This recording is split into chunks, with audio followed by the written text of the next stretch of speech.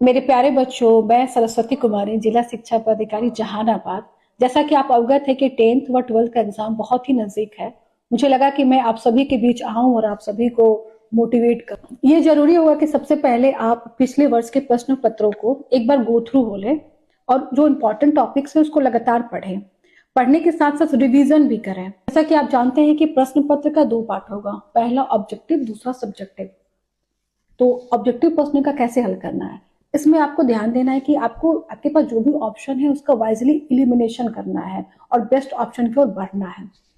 Second part हुआ subjective. Subjective के लिए आवश्यक होगा कि आपके पास जो भी प्रश्न आए हैं सबसे पहले उसे अच्छे तरीके से पढ़ें। पढ़ने के बाद कोशिश करना है कि ज्यादा से ज्यादा पाई चार्ट, डायग्राम बनाया जाए। जैसे कि यदि क्वेश्चन पूछा जा रहा है कि खनिज का उत्पादन कहाँ है इंडिया में, तो आप एक इंडिया का मैप बनाकर उसे जो क्षेत्र जो हमारा मेनली है उस क्षेत्र को हाईलाइट करें, ताकि हमारा आंसर जो हो बहुत ज्यादा प्रेजेंटेबल लगे। ये भी प्रयास करेंगे कि आपका जो आंसर हो पॉइंट वाइज हो, हेडिंग सब हेडिंग में डिस्ट्रीब्यूट हो।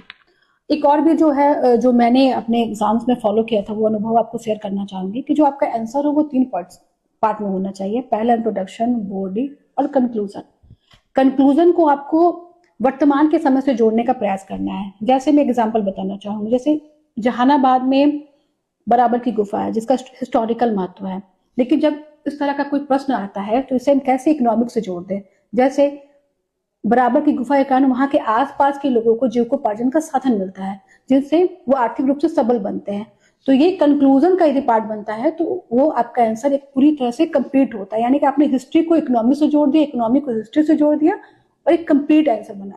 अंतिम में मैं सभी प्यारे बच्चों को यही कहना चाहूंगी कि कोई एग्जाम अंतिम नहीं होता है। अपना पूर्ण प्रयास करना है एग्जामिनेशन हॉल में। परिणाम जो भी हो, आप और हम सभी तैयार हैं उसके लिए। बहुत बहुत शुभकामनाएं।